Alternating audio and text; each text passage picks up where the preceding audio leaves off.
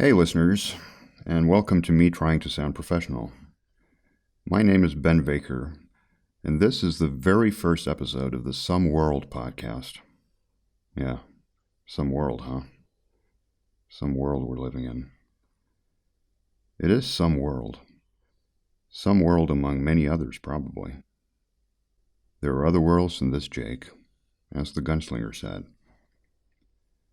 If some multiverse exists, there's a guy on a planet somewhere, a guy who's just like me, but just a little more intelligent, just a little more good-looking, just a little more successful.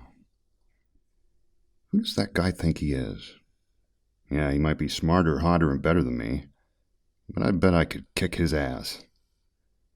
Can't stand that guy. If he ever comes around here, I'll beat the shit out of that prick. Then he won't ever come around here no more. Okay. I'm not going to talk a lot about what this podcast is. It's better just show it. I don't know what it'll become. But before we start, I'm not asking for donations in any ordered form. But if you're some kind of fancy rich person who finds this podcast and thinks it's the funniest shit you've ever heard, I will not hinder you from helping me maintain and produce this podcast. If you're not a fancy rich person, consider cybercrime or drug dealing or pimping or something like that. With that out of the way, let me take you back in time to the ancient Greeks' times, where you will make the acquaintance of a very special guy. Enjoy.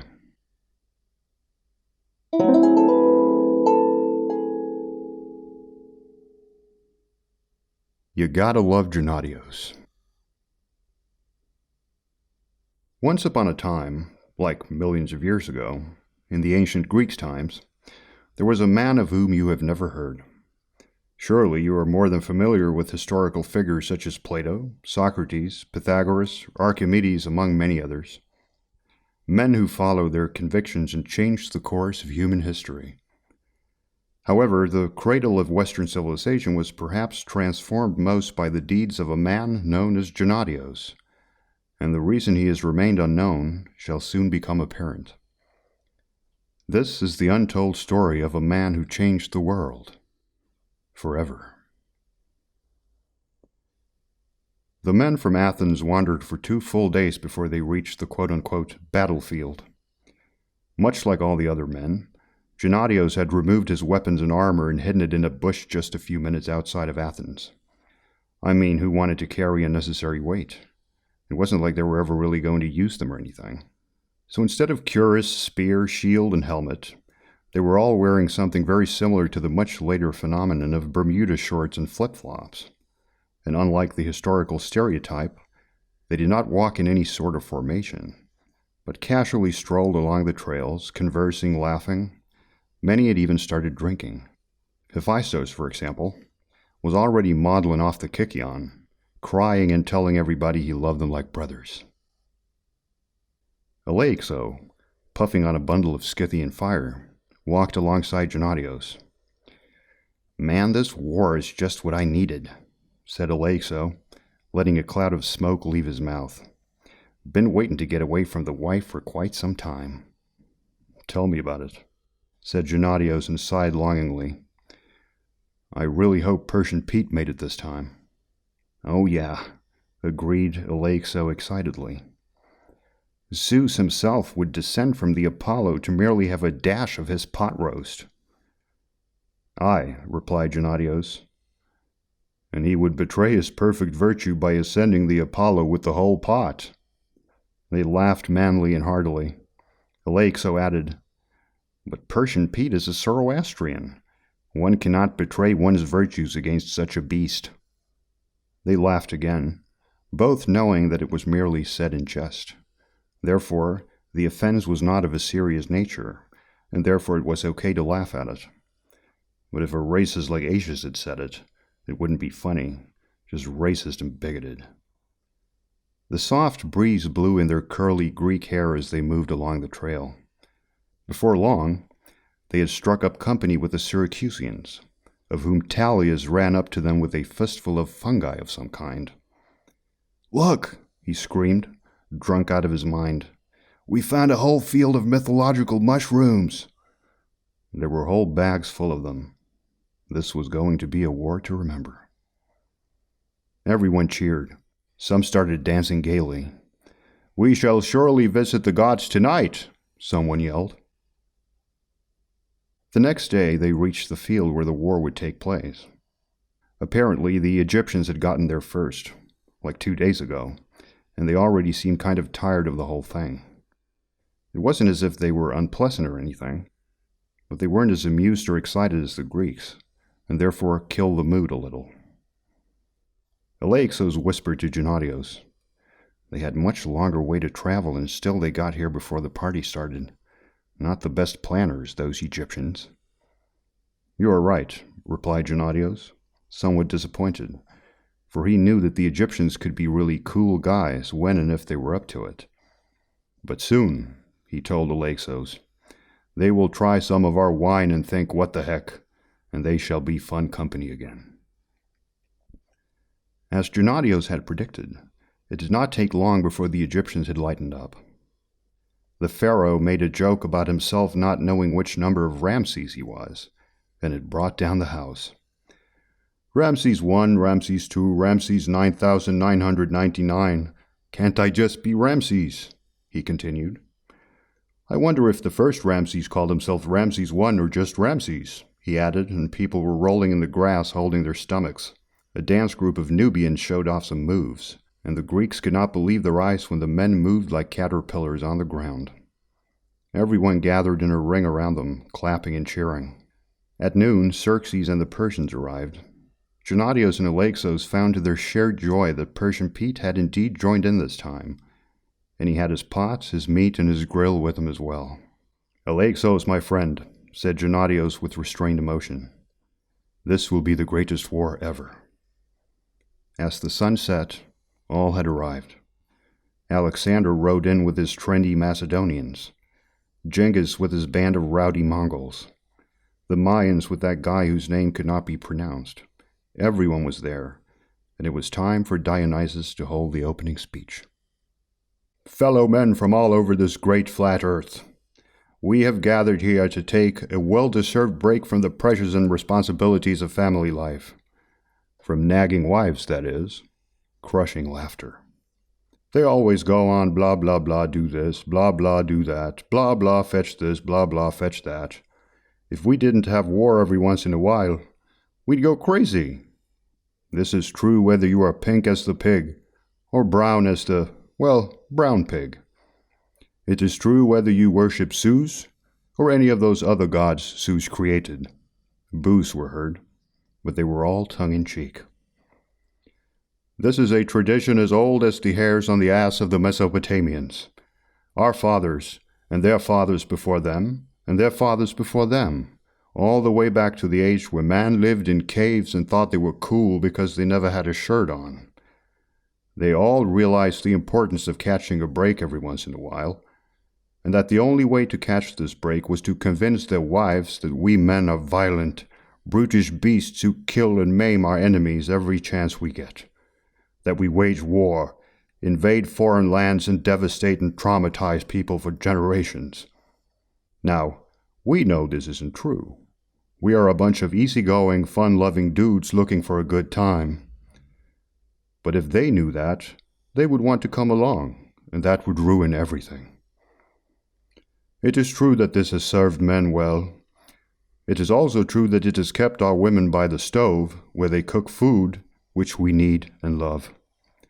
Also, if our wives got out to freely see the world, they would surely be quick to run off with pretty boy Leonidas." Everyone laughed and looked at the Spartan king, who shrugged and smiled apologetically.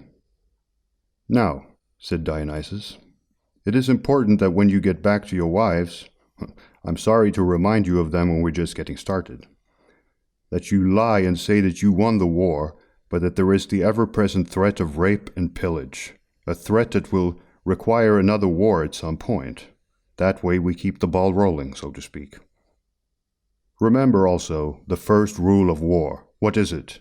You do not talk about war." "I can't hear you." "You do not talk about war." Great, now stop talking about it, you idiots.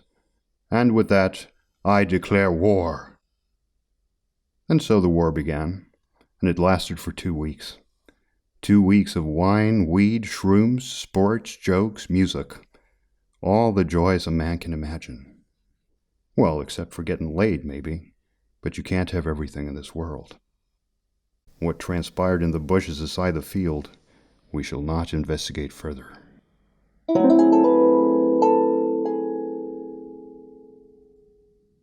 As the war drew to a close, people started packing up their stuff and said their goodbyes to their brothers from another civilization. And those who had grown tired of married life wandered off on their own, certain that their friends would tell their wives that they had perished so courageously in battle. The Spartans left a day early, for some reason. Leonidas said something about coming up with a story about a handful of Spartans fighting off an army of thousands. "Why don't you tell them you fought the Persians?" offered Xerxes with a mighty laughter. "We could say something like, 'Our arrows will blot out the sun.'" Leonidas contemplated it for a moment, nodding with increasing strength. Yeah, he said, scratching his chin, before creativity flashed in his eyes. "Then we'll fight in the shade." "Oh, that's a good one," said Xerxes. The journey back took twice as long since everyone was tired, hungover, and frankly, unwilling to return. Gennadios lamented, "Would that we could stay here forever, in constant war with all the peoples of the world, so that we could eat Persian Pete's pot roast every single day." Alexo nodded understandingly. Yes, he outdid himself this time. But all good things must come to an end. War is not exempt from this principle. Neither is Persian Pete's delights. They stopped by the bushes outside Athens to pick up their weapons and armor. They rubbed dirt on their faces, smeared themselves with pig's blood, and entered their city-state. "Well, I had a blast," said Gennadios heartily to his friend. "Guess I'll see you later. Gotta go home to the wife, I guess." "Yeah," said Alexo. "Got some splaining to do, right?" Gennadios laughed. "Right." They parted with a firm handshake and went home.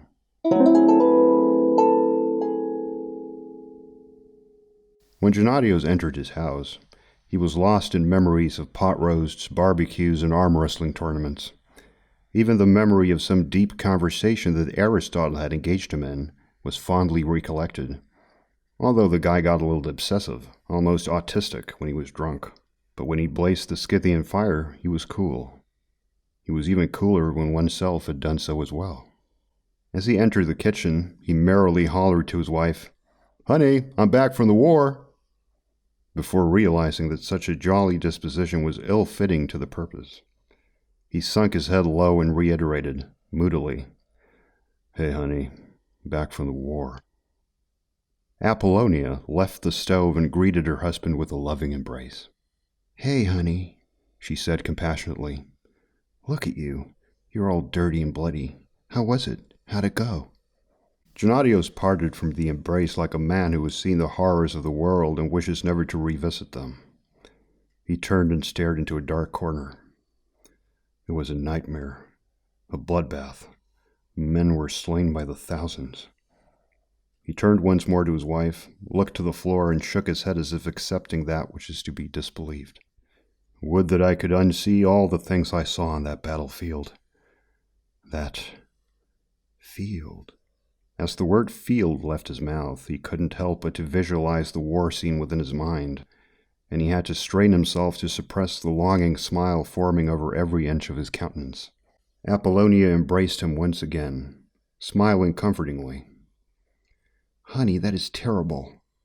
She rested her head against his shoulder and held him tighter. "Yeah," mumbled Gennadios. "Food and stuff," he said, without context and almost unintelligibly. "Food." Apollonia let go. "Yes, sit down and I will cook you some food." As she prepared the meal, Gennadios sat down by the kitchen table, staring distantly, reliving the past week within his mind, but sure not to let it register on his face. Apollonia started talking about the kids. "Itymenos started hunting and Megara—" "Yeah, totally interesting story," said Gennadios, annoyed at being interrupted in his fantasies. Apollonia finished the meal in silence and brought the plate of rice, lamb, and a side of myrrh to the table. Gennadios dug in. "Honey," said Apollonia, clasping her hands at her bosom. "Uh-huh," said Gennadios with his mouth stuffed. "Pretty good myrrh, actually." "I've been thinking about something," she said hesitantly. "Why?" said Gennadios, and laughed so hard that myrrh flew all over the table. "Well," she continued, increasingly hesitant, "it gets kind of lonely at home cooking food all the time when you're away. You know? Do you think that maybe I could come along to see a war sometime?" She gestured reassuringly with her hands. "I mean, just to watch." Gennadios, who was just about to shove a piece of lamb into his mouth, froze and really looked at his wife for the first time since he got home. "That is out of the question," he said, and quickly recalled the short monologue men were advised to use in situations like these. The battlefield is wrought with horrors unimaginable, and it is no place for a fragile being such as a woman." He found it much too terse and decided to improvise. "There's this crazy guy, Alexander the Great. Yeah, Alexander the Great. And another guy named Gengis, which means, conqueror. Yeah, there's some crazy guys. Alexander wants to take over the world, and Gengis is like 1,000 kids from raping so much." He shook his head and put a hand on Apollonia's shoulder. "You don't want to mess with those guys. If you just stay by the stove and cook food, everything will be just fine." Apollonia nodded and looked submissively to the floor. "Okay," she said girlishly. "Defuse the situation," thought Gennadios, and relaxed with a big sigh. "Can't wait to tell Alexio about this."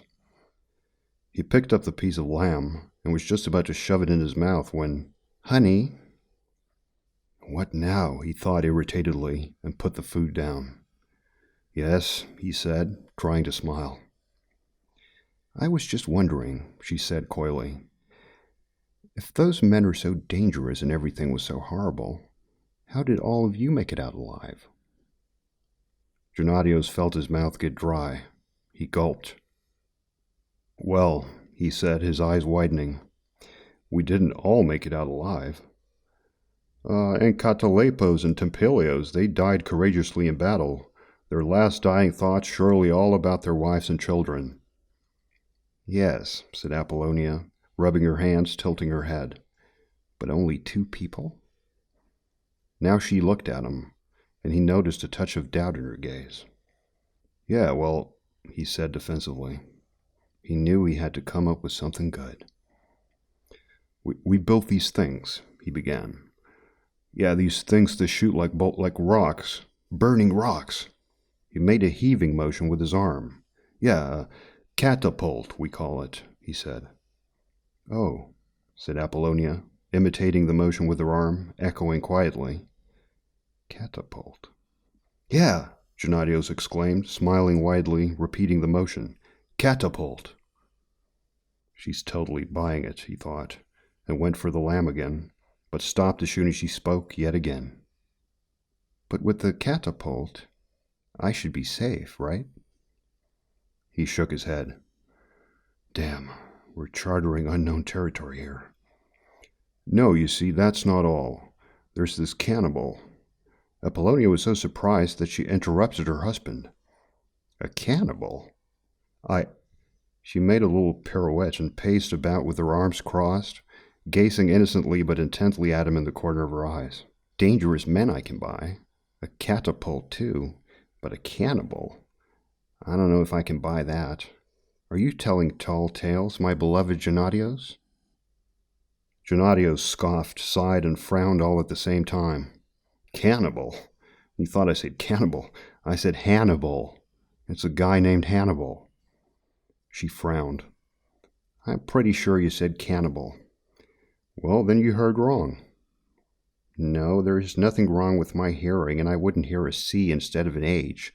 You said cannibal.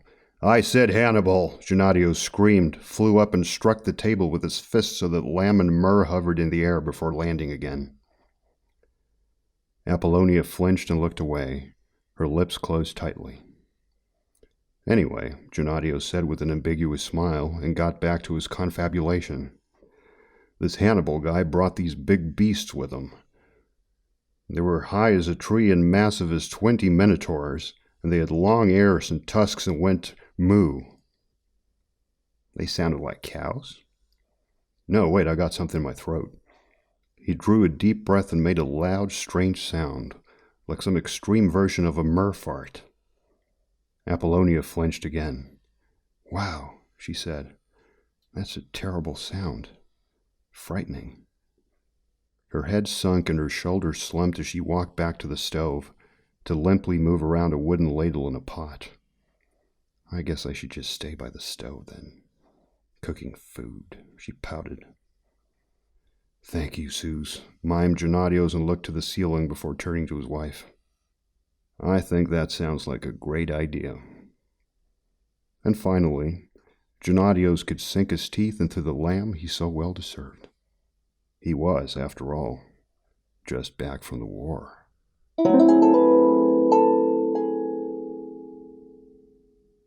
In the following days, Gennadios quickly grew bored. Itimenos had been introduced to bow hunting by Apollonia's dad, Inadvertently, who had grown too old to handle the journey to war, and was real pissy about it sometimes. It was almost as if he was subtly threatening to expose the war charade to the women, which made no sense since Gennadios and several other men had offered him many times to help him along. But each time he was too tired, or had pains, or had chores. He seemed not to know exactly what he wanted, and wished to punish the world for his own ambivalence. By Suze was he a pain in the ass. Anyway, Gennadios had taken over the hunting instruction upon his return, and man, was the boy a disappointment. He complained a lot about his fingers being chafed by the rope, and he hardly used any strength to pull back on the bow. It was like he was afraid that the bow would hurt him. He made as little sense as Apollonia's old man. The bow doesn't hurt you when you're holding it. It hurts the animal when you shoot arrows from the bow at the animal. Such a fact could not be difficult to grasp, even for a boy 14 or 15 or whatever years of age he was now. Megara, well, she hadn't even started cooking food yet. And she was already 10 or something. Sure, she was funny and cute and all of that, but one day she would be a woman. But who would want a woman who couldn't cook? Well, Gennadios himself, obviously. Apollonia's cooking was subpar, bordering on disgusting at times. Grotesque, even. What a stupid fool he was to have married her of all women. But she did have a way with words. Yes, in that she doesn't use them often, he thought, and laughed to himself. Ugh. He really didn't want to spend the afternoon running around in the forest like a fool with Itimenos and pretending to be proud when the boy did exactly what he should be doing, but badly. Gennadios reasoned, "I'll go to Inadvertently and tell him, Itimenos enjoys time with his grandpa so much. I would be honored if you would keep instructing him at bow hunting." He had no doubt that the old fool would swallow it hook, line, and sinker.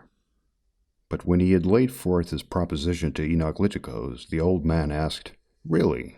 And there was something critical, probing in his gaze and tone, as if he was on to Gennadios' ulterior motive. "The boy didn't seem all too happy last time we were out," Inadvertently said.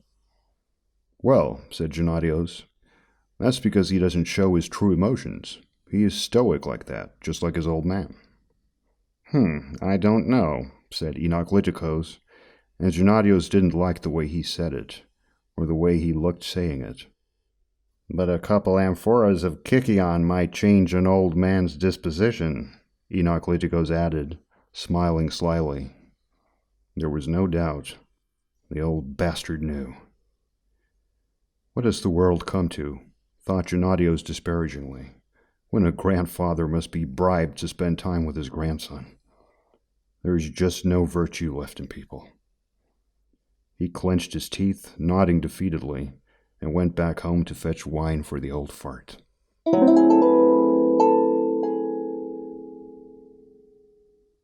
With Itimenos finally off his hands, Gennadios wandered the streets of Athens, throwing pebbles and muttering to himself.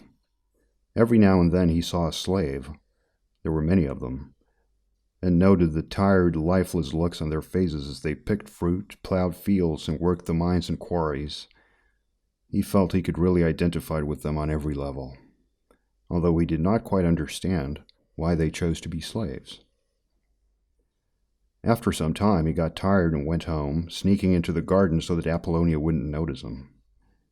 He paced around the garden, restless, wanting, until a voice from the other side of the fence said, "Mighty-ho, neighbor!" 2 eyes and a forehead popped up behind the fence.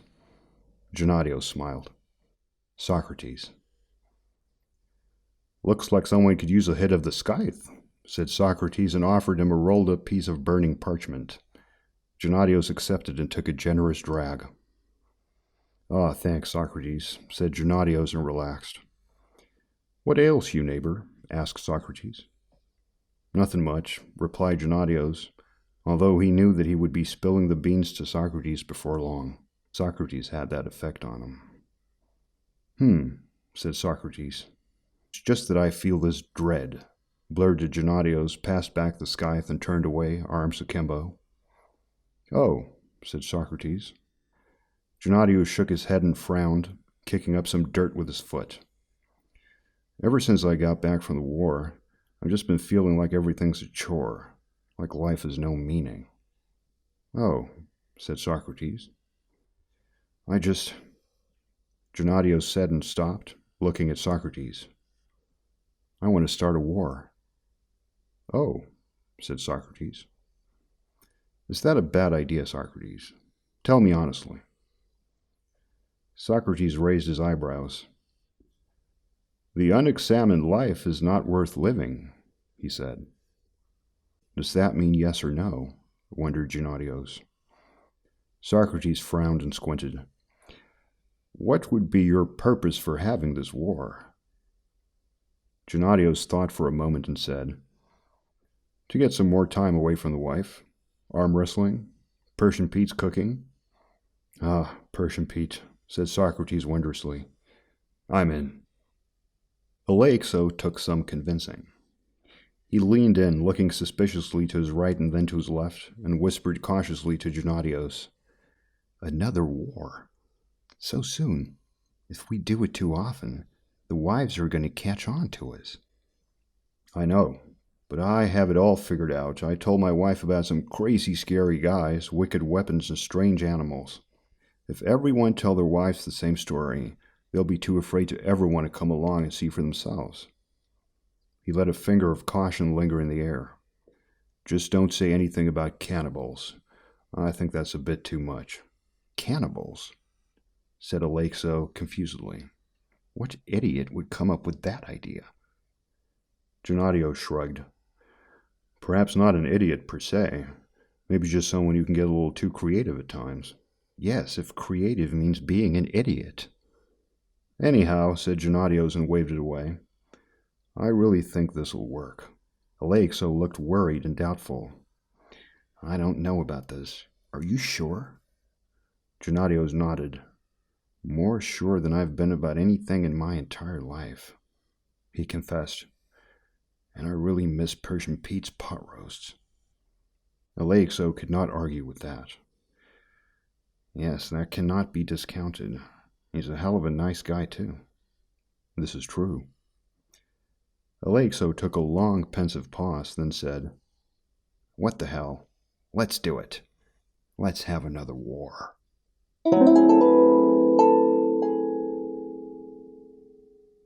The word spread quickly among the men of Athens. Within days, the word of war had reached the assembly, and Gennadios was called to a secret, informal hearing where he lay forth his case, alluding to Persian Pete as much as he could, getting concurring mumbles every time the name was mentioned, although some thought he was overdoing it with the Persian Pete thing.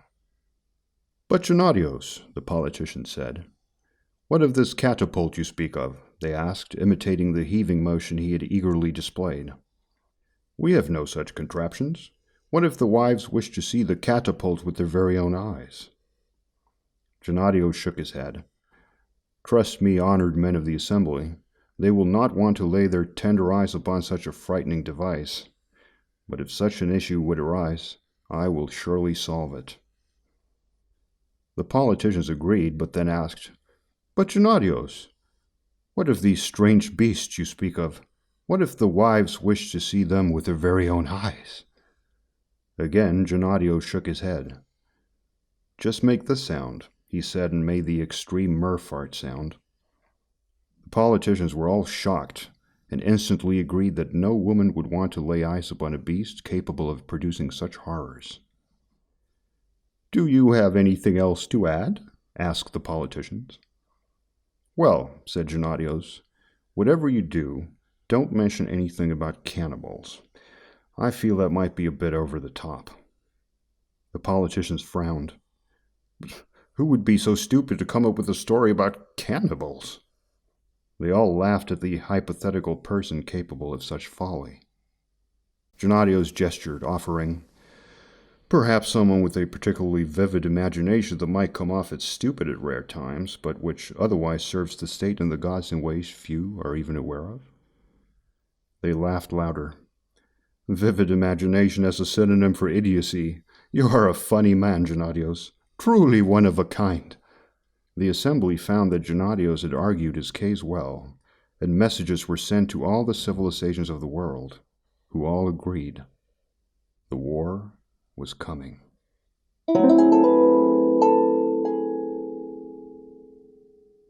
And so it was that Gennadios soon stood by the door to his house, wearing his cutlass, helmet, spear, and shield. "Okay, I'm leaving," he yelled. His family joined him. Itimenos came running first, and noticed that a sleeve of Gennadios' Hawaii shirt was hanging out of the armor. He quickly corrected his father's mistake before Apollonia and Megara came around the corner. "Oh, thank you, son," said Gennadios. "Perhaps he's not entirely stupid after all," he thought. Gennadios turned first to his wife. He made a wide gesture with his arms and said ceremonially, "My beloved wife, it is time for us to once again venture upon the battlefield, where we will shed blood to protect our land, and to protect you so that you can cook food." He knelt before Megara. "Dear daughter," he whispered sentimentally with a hand on her shoulder, "when and if I come back, should the gods allow it, you will be able to cook food too.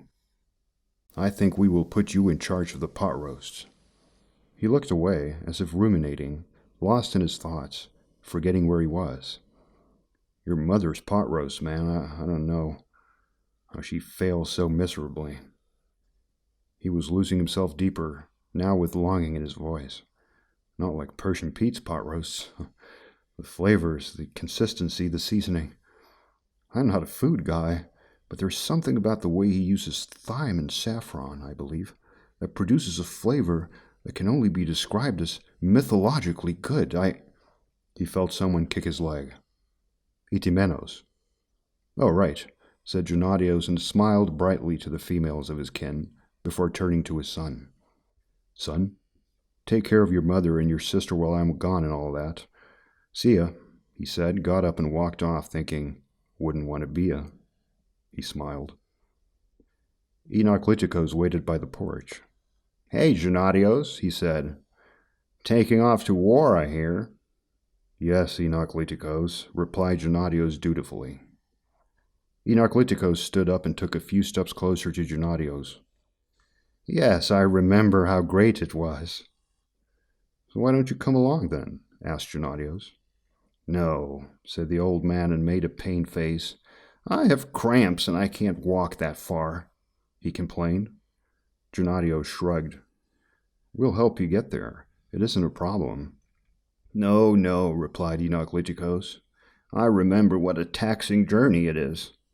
He came closer to Gennadios. "And I remember how important it is that the women don't, by the ramblings of some senile old man, find out about the truth of war." "You son of a bitch," thought Gennadios. "So how could such a mishap be avoided?"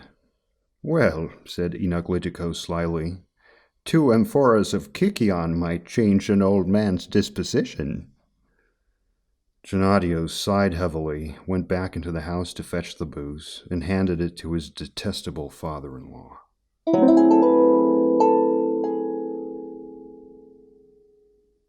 The men were gathered by the city entrance, ready to take off. Gennadios took an amphora from a cart, cracked it open, took a swig and passed it to Alexo. "Ah," breathed Gennadios, feeling the soft wind on his skin as the warmth of the kykeon rose to his head. Fellow men walked by and patted him forcefully on the shoulder. "Well done," they said. "Great idea. We owe you one." "Yeah," said Alexo to him. "You had a wish, you took charge, and you made it happen. I'm proud of you, my friend." Gennadios shrugged. "The unexamined life is not worth living, you know."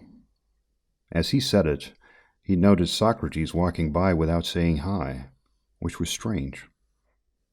Did he just hear me stealing his material? Gennadios wondered and felt a slight rush of panic. "Socrates," he yelled after him. "I was referencing.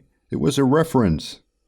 Socrates yelled back, "When you reference, you include the name of the source." "I'm sorry, I forgot," yelled Gennadios. Socrates mumbled, slapped the air, and walked off. Gennadios pleaded, "Socrates! Oh, come on, Socrates!" Gennadios finally shrugged, turned to Alexo, and accepted the amphora, of which he drank more. "You know, Alexo," he said, and looked to the sky, "this is the first time in my life that I have accomplished something great.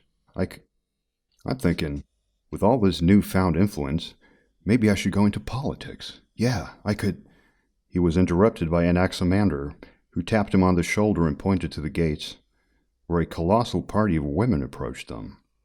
And who was leading the charge, if not his wife Apollonia? All the men, from peons to politicians, shot Gennadios a look that said, "This was your idea. You solve it." Gennadios started sweating profusely, but gathered himself and walked with determined steps to greet his wife. "What do you think you're doing?" he said as they met and stopped about 3 pygons away from each other. Apollonia crossed her arms and stretched her neck, her chin defiantly pointing to the air. "We were talking and decided that we want to come along to see the war." Gennadios, doing his best to ignore the penetrating stare of the audience, frowned and lashed out with his arms. "Come along to see the war? Stop being silly. Get back to the stove and cook food." Apollonia smiled. "No, I think we'd rather join you guys." Gennadios shook his head in disbelief. His confidence was waning. "But the horrors, the dangerous things." Apollonia nodded. "Yeah, we'll take our chances." "Damn it, woman," he thought. "You're killing me here. What a rotten trick. What happened to honesty and respect for one's spouse?"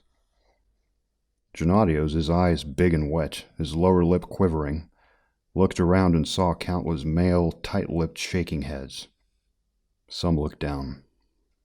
He turned again to his wife and demanded, "No, woman, you will turn heel and go back home now. I will not tell you twice." Approving grunts were heard from the men, and they nodded encouragingly. But instead of heeding her husband's words, Apollonia stepped closer to Gennadios, so that merely a pecus, heck, even a pygmy, separated them. "If we don't come along," she said, her teeth clenched and eyes squinting, "we don't cook." Stirred mumbling began amongst the men, where many worriedly asked, "Did she say we?" An anxious silence spread out as they realized that now they were all implicated. They looked once more to Gennadios for a resolution to this mess he had created. Gennadios crossed his arms, deciding to play it cool. "What does that matter? We can cook by ourselves." This was met with mixed reactions from the men. Pythagoras cleared his throat and stuck a finger in the air to get everyone's attention. Perhaps Gennadios is getting ahead of himself here.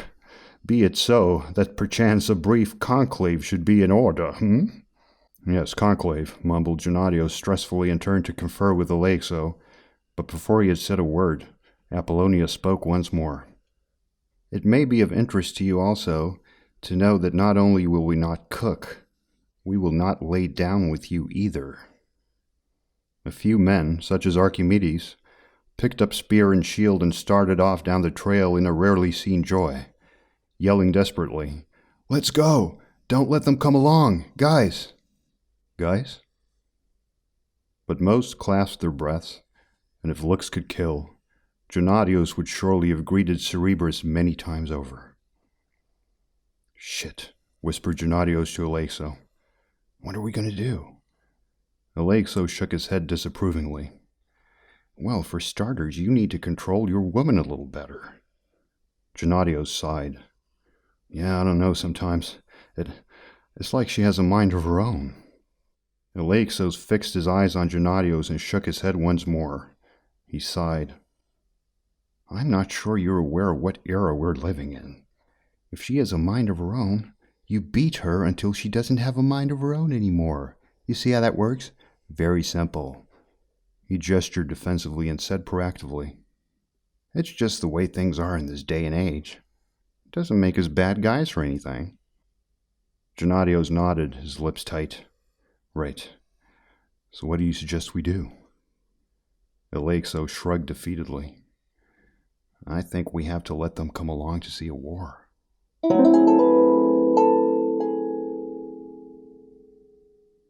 The women agreed to grant the men some respite, and waited by the gates, chatting excitedly about the excursion that lay ahead of them. Meanwhile, Gennadios and Alexo lay forth their plan to their brothers. The women would be allowed to come along, unless cooking and laying down was forfeitable, which they were most surely not. And when they got to the battlefield, Gennadios would go to the center of the field and meet up with a representative of each civilization, letting them in on what was going down. Surely, all would agree to fight a make-believe war, and once done, the women would find it either too brutal or too boring, and hardly worth the 2 days' walk. After this, they would never again want to come along, and the wars of the future would be entirely women-free. Diogenes scratched his beard and nodded. "Considering our predicament, this is not a bad contingency plan. No, not bad at all." He turned to the crowd of men. "All in favor say aye." "Aye!" the men yelled, and there were no two ways about it. Gennadios sighed in relief and approached Apollonia. "Your wish has been granted," he said with restrained allowance in his voice. "You can come along to see the war." Her face lit up and she threw herself at him, kissing him on the cheek. "Oh, honey, it's going to be so much fun." "Yeah," mumbled Gennadios. "Tell me about it." She suddenly thought of something, grabbed his shoulders and looked him in the eyes. "Oh," she said and made a heaving motion with her arm. "I am so looking forward to seeing that catapult you were talking about." Gennadios turned all cold. "Shit," he thought, shook his finger in the air and walked off with brisk steps. "I'll be right back," he said. Shit, he whispered to himself and disappeared into the forest. What happened next would be the stuff of legend, for no one could ever understand how a man could construct such a big and complex device as a catapult in so little time. Some speculated that Gennadios was paid a visit by an unknown god, Apostrophic, the god of desperation, but it was uncertain, since Apostrophic seemed to never appear anywhere again after that one time.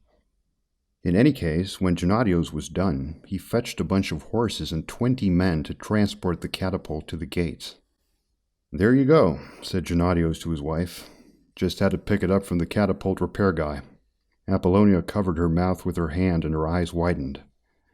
"It's terrifying," she exclaimed, in spite of the adventurous smile forming on her face.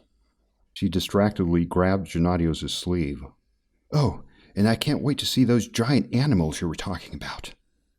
Men who were looking at Gennadios at this moment all agreed that it looked like someone had stuck a thumb in his butt.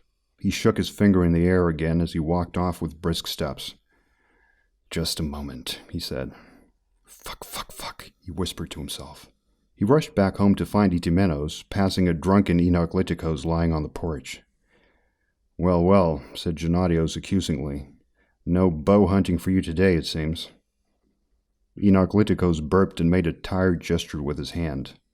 "Well, you can't give an old man 2 amphoras of Kikion and expect him to function properly." "Perhaps a Karamion of centaur piss would suit you better," Gennadios mumbled and entered the house while Inoklitikos yelled drunken insults after him. Inside, he found the boy and grabbed him by the shoulders. "Son," he said desperately, "I need you to do me a big favor." He leaned in closer and smiled. "If you do this for me, you can come along for the war." Itimenos' face brightened. "What, Dad?" Gennadios' smile disappeared, and his countenance turned focused. "I need you to go to a faraway land and find a big beast, tall as a tree and massive as 20 minotaurs. It must have big ears and a trunk and make this sound." He demonstrated the merfart sound, which made Itimenos flinch violently.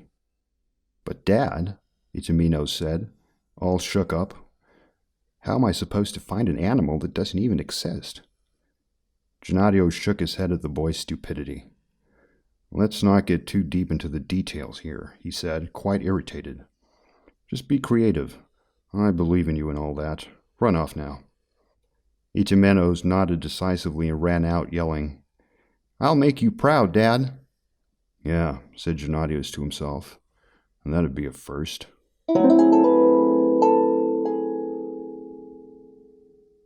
Back at the gates, Gennadios assured Apollonia that there would be fantastical beasts once they were on the battlefield, and they finally departed, the men in front, staring emptily ahead with dark, depressed eyes and conversing very sparsely.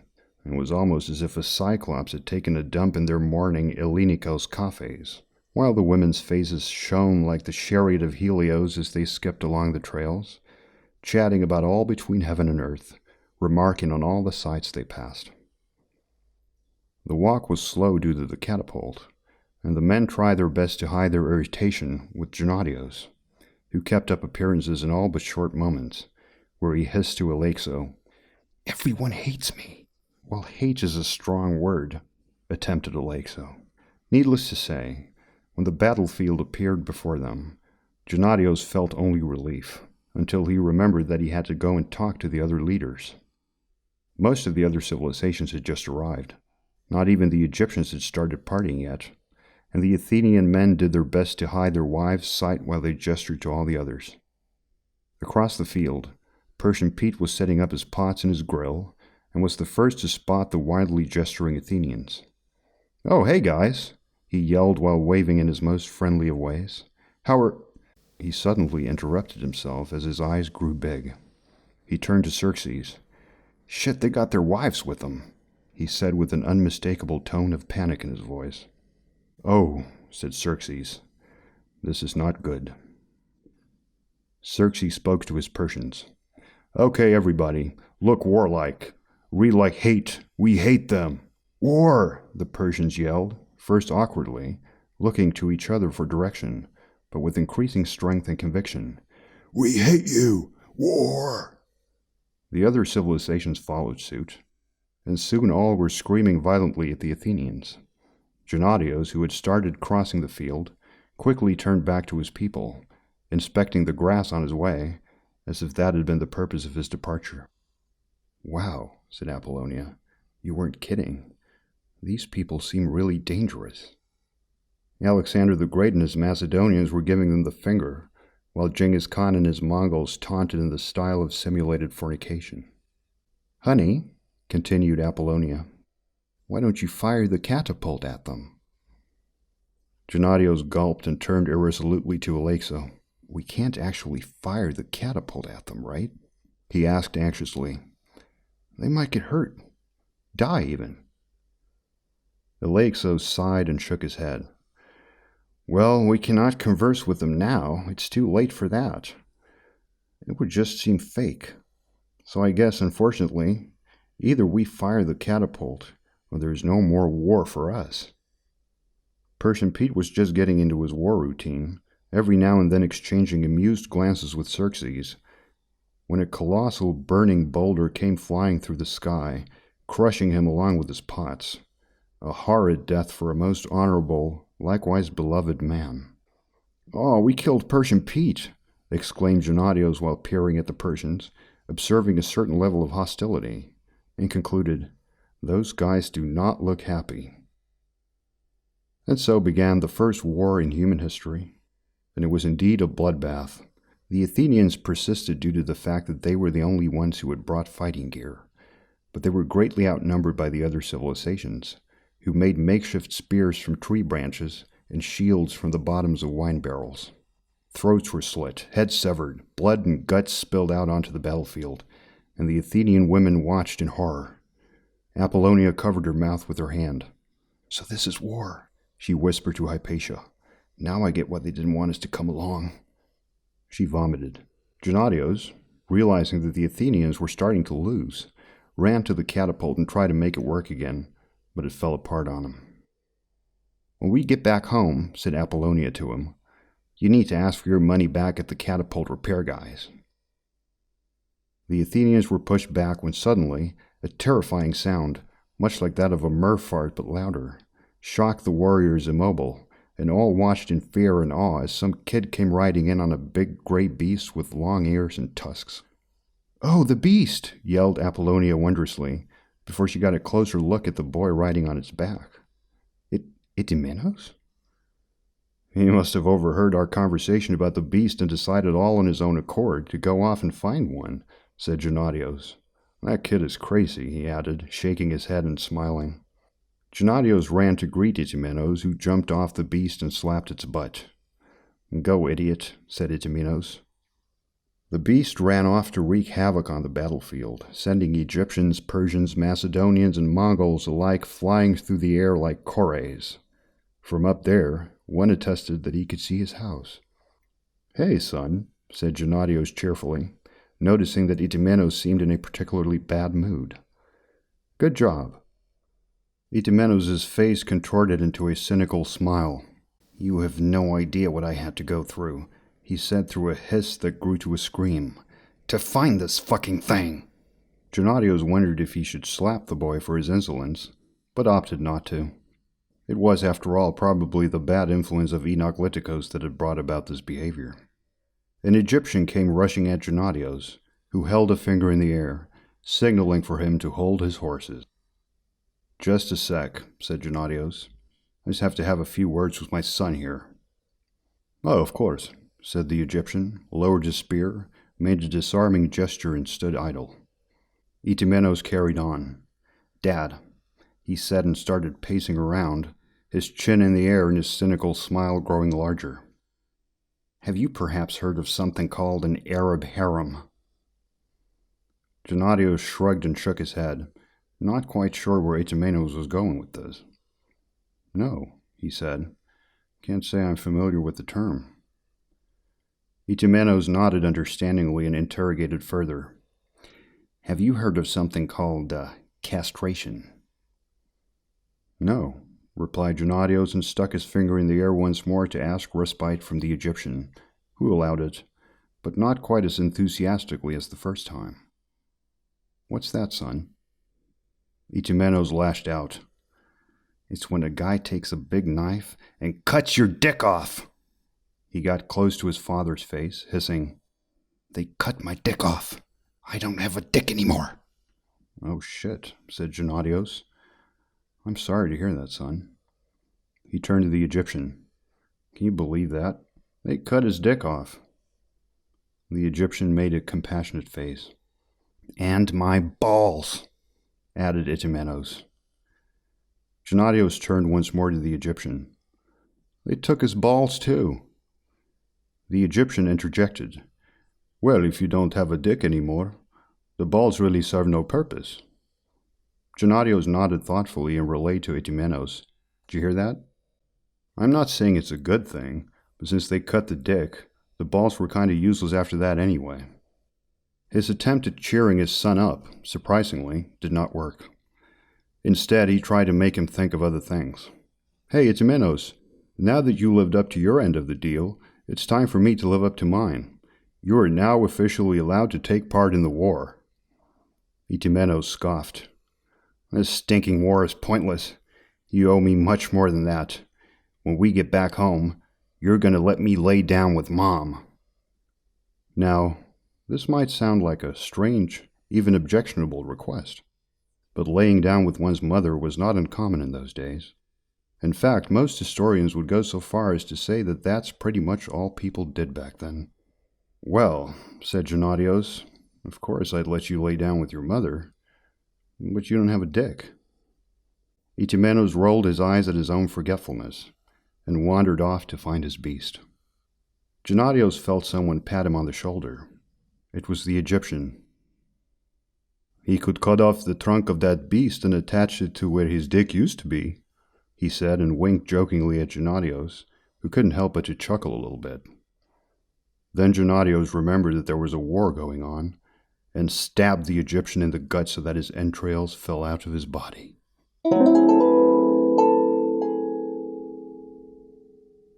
The war raged on for a long time until the warring parties finally settled on a truce.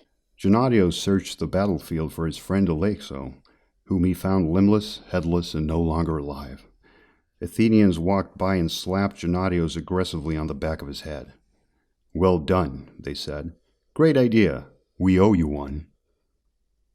He walked off by himself, whistling to try to get in a better mood. "Wow," he thought, "that was intense. Well, at least now we've proven to the wives that war exists, so it should be safe to have the other kind of war again soon. Suze knows we all need it. Damn, I'm going to miss Persian Pete and his pot roast. What a waste. Maybe he has a son who can join next time. Yeah, we'll all get together again and everything's going to be just like old times. They're good people." He frowned. Something disturbed his thoughts. "I just have to get rid of this incessant urge to invade their villages, burn their homes, kill the men, and rape the women. It's probably just because I haven't eaten in a while. Yeah, lunchtime." He found a basket of bread and ate while he kept walking. Just ate and the urge is still there.